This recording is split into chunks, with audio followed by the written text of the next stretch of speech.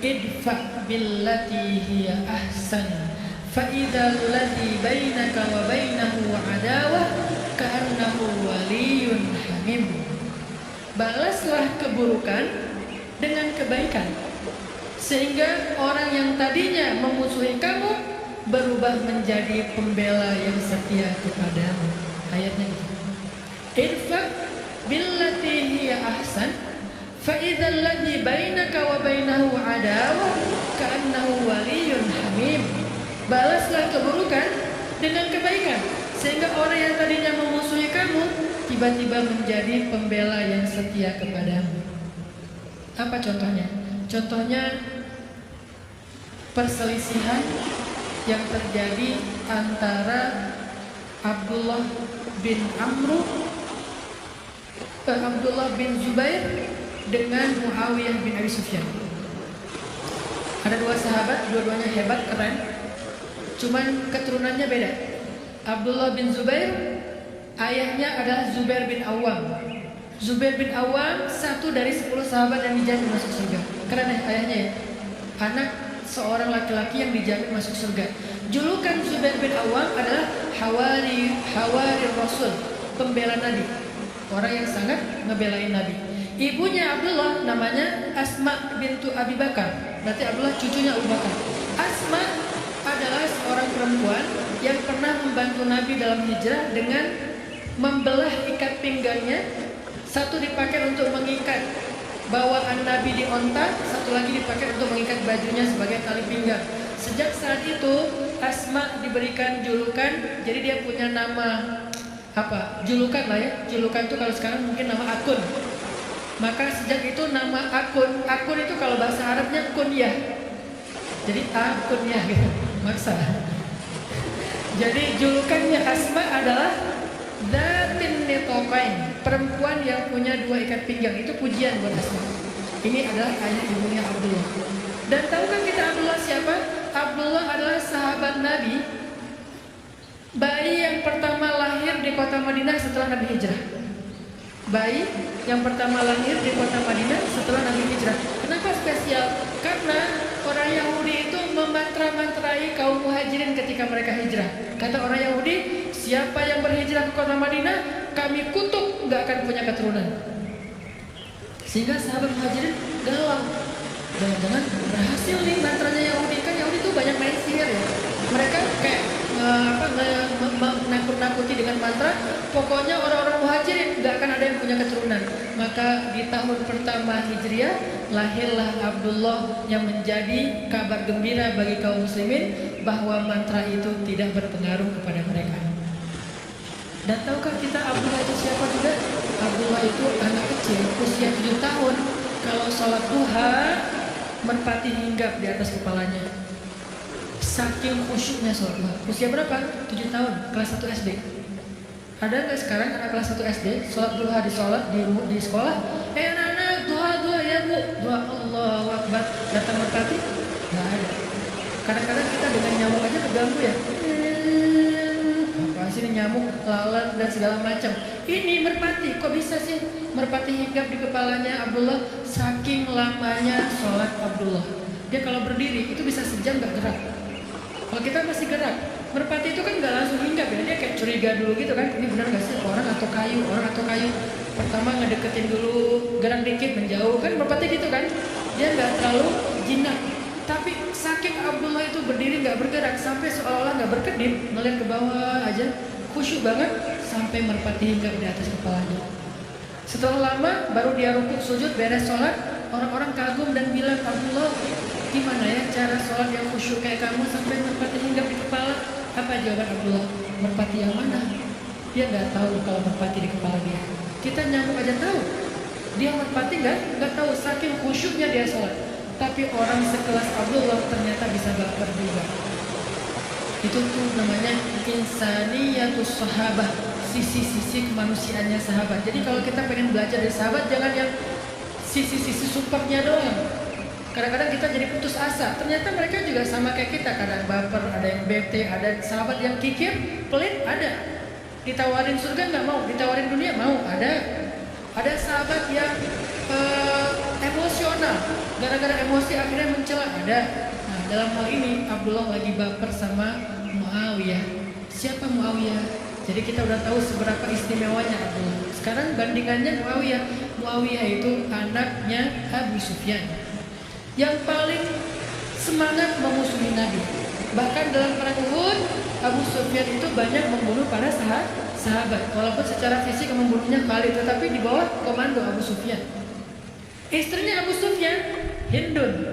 Jadi ibunya Muawiyah, Hindun, perempuan yang pernah makan hati Hamzah.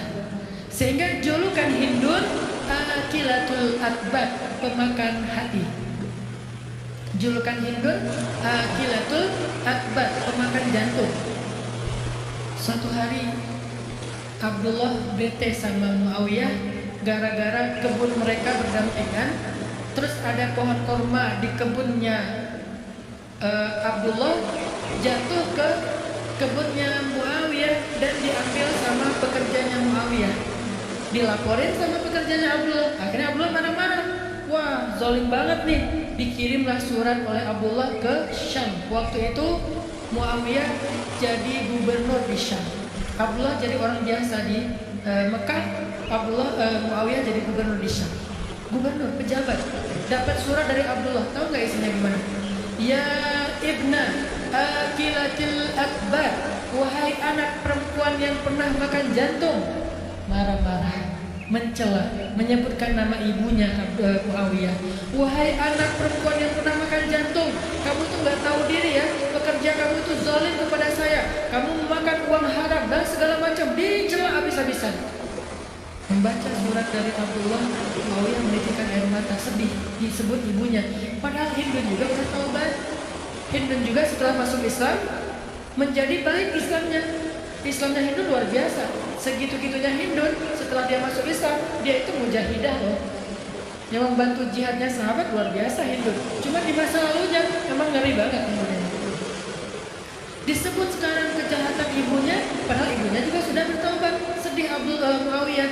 Tapi walaupun dia sedih dan kecewa, Muawiyah mencoba untuk idfa billati ahsan, balaslah dengan yang lebih baik. Akhirnya Muawiyah tulis surat balik. Bismillahirrahmanirrahim. Assalamualaikum warahmatullahi wabarakatuh. Ya ibna Hawarir Rasul, wa ya ibna Datin Nitaqwain. Coba balasannya. Dimarahin oleh Abdullah dengan kalimat wahai anak perempuan pemakan jantung, tapi dibalas wahai anak seorang pembela Nabi, wahai anak seorang perempuan yang punya 2 ikat pinggang. Dipuji orang tuanya oleh Muawiyah, sehingga dia mengatakan saya nggak tahu kejadian itu. Saya akan minta penjelasan kepada pegawai saya. Kalau itu benar, saya akan kembalikan hakmu. Maafin saya ya, maafkan saya ya. Demi Allah saya nggak ada niat menyakiti kamu. Tapi di awalnya udah dipuji kedua orang tuanya. Abdullah membaca surat itu langsung beristighfar, astagfirullahaladzim saya udah dosa. Dia nangis juga karena dia merasa bersalah. Langsung dia ambil ontanya, dia menuju ke Syam. Dia pergi ke Syam dari Mekah. Sampai di Syam, dia langsung menemui Muawiyah. Dia peluk Muawiyah. Dia katakan, wahai Muawiyah, balas saya dengan kata-kata yang sama. Kata Muawiyah, kami bukan orang yang diajarkan untuk mencela. Makin terpukul Abdullah. Padahal kan secara kualitasnya Abdullah lebih dahsyat dan ibadahnya dahsyat. Orang tuanya orang-orang hebat, kakeknya itu Abu Bakar As-Siddiq. Tapi dikatakan kayak gitu oleh Muawiyah, seolah-olah dia diajarkan sesuatu yang dia udah lakuin itu. Kami kaum yang tidak tahu cara mencela, kata Muawiyah. Kami nggak ngerti gimana cara mencela. Jadi jangan suruh kami mencela. Wahai Muawiyah, balas cela saya. Nggak ngerti gimana cara mencela. Maaf wahai Abdullah, saya nggak tahu cara mencela. Akhirnya Abdullah mengatakan, wahai Muawiyah, saya minta maaf, saya yang salah. Sebagai bentuk penyesalan saya hadiahkan seluruh kebun saya dan isinya untuk kamu. Itu janji Allah, balaslah keburukan dengan kebaikan, maka nanti orang yang memusuhi kamu justru menjadi pembela yang setia kepadamu. Itu cara jaga ukhuwah. Emang gak gampang. Ustadz, gimana caranya? Emang Ustadz pernah? Ya agak susah juga sih. Saya juga lagi belajar. Semua kita belajar ya. Kadang berhasil, kadang belum. Ada kasus yang saya udah berhasil kayak gitu. Kalau sekali berhasil kayak merasa paling baik gitu. Wah, ternyata orang baik juga ya. Gitu kan ya. Tapi kalau gagal, kok nggak bisa ya ngikutin sahabat? Gimana caranya biar kita bisa membalas keburukan dengan kebaikan? Ada hate speech di komen-komen kita, haters. Gimana cara kita ngebales haters itu dengan kebaikan kalau nggak bisa diam? Maka para ulama mengajarkan satu cara yang paling indah. Katanya, ucapan yang buruk itu seperti air panas. Kata ulama, ucapan yang buruk seperti air panas. Kalau kamu baru mendapatkan air di gelas yang masih panas airnya, maka jangan langsung diminum. Tunggu sampai dia hangat atau sejuk, baru kamu minum. Karena kalau kamu minum panas-panas, lidahmu akan terbakar. Apa maksud dari perumpamaan ini? Ucapan yang gak menyenangkan kita tuh, rasanya panas kan di hati, jangan langsung dibales. Karena ketika kita membalas hal itu, pasti akan jadi kebakaran. Maka diamkan dulu kata-kata itu, ucapan itu sampai rasanya udah gak panas lagi di hati kita, baru balas. Pasti beda balasnya. Membalas ketika lagi panas dengan membalas besok atau lusa setelah udah agak sejuk, itu pasti beda. Itu cara Muawiyah membalas suratnya Abdullah. Pas dia baca dia sedih banget, dia kecewa banget, dia marah banget, tapi dia diamin dulu. Setelah beberapa hari dia udah tenang, dia baca lagi suratnya, dia tulis balasannya, dan balasannya jauh lebih adem daripada yang pertama. Itu teknis banget yang diajarkan ulama. Makanya kalau kita lagi dapat semacam ucapan, capturean, kadang-kadang kan ada orang yang berada di dua grup ya. Kebenaran grupnya udah pecah nih. Dulu mereka satu grup, tapi kebanyakan left. Maka yang left ini pengen reuni, bikin lagi grup. Akhirnya jadilah dua grup. Tapi masih ada satu orang yang dia tuh kayaknya dengan siapa aja asik gitu. Pas bikin grup ini dia diundang juga. Adalah dia di dua grup. Nah pas dia ada di dua grup, dia menjadi orang yang justru kadang-kadang manas-manasin. Di grup sebelah lagi ngomongin grup sana, mereka bikin grup baru ya, dia tuh kayaknya pasti lagi ngomongin kita segala macam. Akhirnya rame nih, chat ini di capture, di forward ke grup sebelah. Grup sebelah lagi ngomongin kalian loh. Aku tuh ngomong kayak gini, aku capture biar kalian tahu ya, karena aku sayang sama kalian gitu. Akhirnya grup sebelah rame. Nah kalau kita dapat yang kayak gini-gini nih, capturean, forwardan, itulah pokoknya hate speech, komen haters segala macam, jangan di replay saat itu juga. Tunggu sehari, 2 hari. Pas kita udah tenang, replay. Kalau mau di replay, kalau nggak mau di replay, maka kata Nabi, falyakul khairan aw liyasmut. Kalau mampu nge-replay, itu terjemahan medsos terhadap hadis ini ya. Man kana yu'minu billahi wal yaumil akhir. Siapa yang beriman kepada Allah dan hari akhir, di sosial media hendaklah nge-replay yang baik-baik atau nggak usah di-replay sama sekali. Itu terjemahan kontekstual. Kalau omongan kayak gini dipotong, ini pasti jadi salah paham.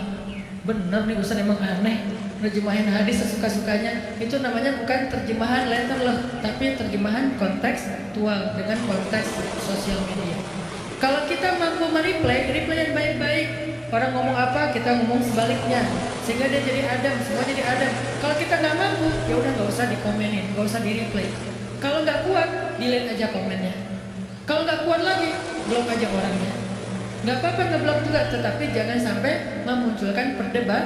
Kadang ada orang yang perlu diblok, soalnya itu akun memang sengaja buat komen-komen doang. Terus kita lihat akunnya followers sedikit, postingan 0 ya. Buat apa lagi kalau bukan untuk rame-ramein doang gitu, ya udah blok aja. Tapi dia pasti akan bikin akun baru, nggak akan selesai. Karena bikin akun kan gampang, tinggal bikin email, bikin akun jadi, masuk lagi, komen lagi. Lama-lama kalau kita diemin terus dia capek sendiri. Tapi kita juga capek gitu dengan komen-komen kayak gitu ya. Makanya disitulah belajar falyakul khairan aw liyasmut. Kalau nggak bisa nge-reply dengan yang baik, maka mending kita diam. Ini cara jaga ukhuwah.